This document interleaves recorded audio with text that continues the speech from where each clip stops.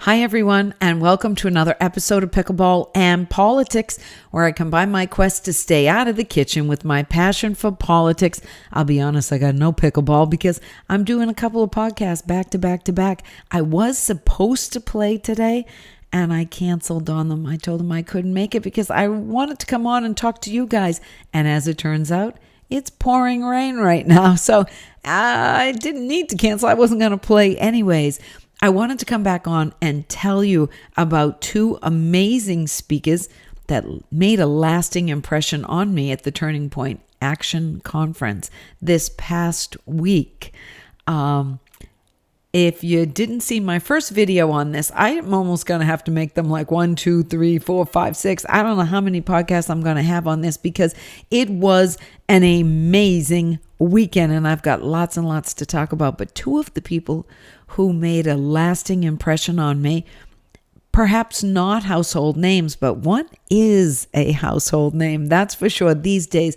One of the best speakers at the conference was Tim Ballard, who, as you know, is the real-life figure behind the blockbuster success of Sound of Freedom. Yes, it was sort of amazing that Tim Ballard himself, who has been responsible for the rescue of so many children through his organization, Operation Underground Rescue, throughout Central and South America, to hear him speak, to see him in person, a man of God who has 9 children, he said. In the movie, they said he had 7, but now he has 9. Sound of Freedom, in the last 2 weeks, has made now $85 million. It is outperforming almost every other movie that's out there this summer, and it is well deserved. The buzz seems to be still building about it. I had people all the past week texting me almost every day. I went and saw it. You're right. Wow. That's an eye-opener.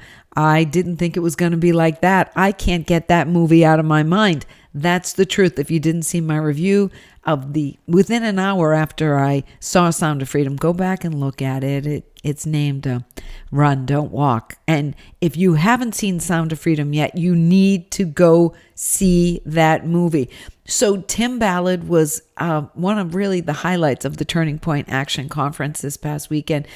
And he, of course, spoke about child trafficking. What else? And he highlighted the 85,000 children who have been lost in the federal government system who have come over the border in the past 2 years. 85,000 children are unaccounted for and lost in the system somewhere. Where did those kids go? I'd love to know. I know you'd love to know. Even if the majority of them are safe somewhere, you know there's a very decent percent of them, unfortunately, who have either fallen into cheap labor or sex trafficking. It's just inevitable. It's the way the world is right now. He talked about the economy of pedophilia and how much money is made by marketing these children, abusing these children, how you can pimp a child into sex trafficking, and from the time they're 7, 8, all the way to the time they're 12, 14 or so, you can have them abused and sold for sex maybe 5, 10 times a day. Day after day after day for years, about 5 years before they've aged out, so to speak. And he did talk about the economy of pedophilia, and that is really, really disturbing. Still, it's been 2 weeks since I saw that movie, and I still can't get it out of my mind. Now, we talked about the lost, unaccompanied minors that have made their way over the border, about how it's harder to adopt a cat from a shelter than it is to bring a child over the border with no papers. Who knows who owns them? random people bring them over and say they're their nephew, they're their cousin, they're this, they're their children, and they're not. They've all been sold into it. If you haven't seen the movie, please go see it. But the most interesting thing that Tim Ballard said was that the movie begins when people leave the theater.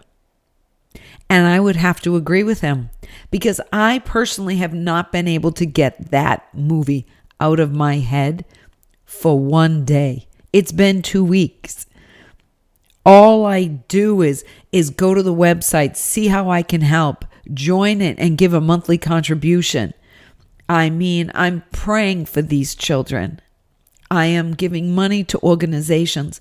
I wish I said before I could go down to Honduras myself and save some kids, but I don't think I'd be good at it. One, I don't speak Spanish very well, and two, I'm not. I don't have the skill set or the knowledge to handle that. But if I could, I would, and I mean that. He ended his speech. Tim Ballard ended his speech with something we must remember every single day. This movie cannot leave our consciousness. God's children are not for sale. And man, the place just went wild when he said that. He got an amazing standing ovation. People couldn't stop cheering for him. And the cheers for him when he left, when he ended his speech with God's children are not for sale, the place erupted, because it's the truth. And I don't even understand why this has become a partisan issue, with the left denying that child trafficking and child sex exploitation is going on. I just can't understand why they're denying this, because I can't imagine anyone thinking this is all right in their books. Our most innocent and our most vulnerable are being bought and sold every single day. And why this government, why us as a people, no matter what you believe, whether you're on the left, on the right, if you're a moderate, down the middle of the road, you can't believe that 85,000 children in the past 2 years going missing is good for those kids. No, it's not. The second speaker that really left a lasting impression with me was a young woman named Ashley Hayek. She said she has 5 children and she's married to a Marine, and she is the director of America's First Works. She came on, talked about her organization, which her goal of her organization is to revive American exceptionalism. She also reminded us that we must stand together collectively, or we will hang individually. Now, I'm going to say that again. I wrote it down. I want to make sure I get it right. She reminded us that we must stand together collectively, or we will hang individually. And that's really what this conference was all about. We have to be together. We have to support each other, and we have to stay together in this fight to revive American exceptionalism. This is a fight for this country, for the core, for the fabric, for the freedom of the world depends on the freedom of this country. And that's the truth. The only thing standing in between worldwide globalism and socialism, communism, is the fact America is free. And I believe the only reason America is still free, truly free, freer than any other country in this world, is because of our Second Amendment and how important it is that we preserve that amendment. They were both great speakers, and They might not have been the biggest names that that Turning Point presented this weekend at the Action Conference, but they left a lasting impression on me. Well, Tim Ballard, maybe a month ago, I wouldn't quite know what he was all about and what was happening, but after seeing Sound of Freedom and mesmerized still, almost hypnotized by that movie, because I have not been able to get that movie out of my head. He's doing exceptional work. Again, you can go to OUR Rescue, Operation Underground Railroad Rescue.org. So it's our rescue, OURrescue.org, and see the great work that Tim Ballard's organization is doing. I always end every episode with the dink of the day. And I'm going to say the dink of the day are those who's trying to take away our free speech. And they're everywhere, aren't they?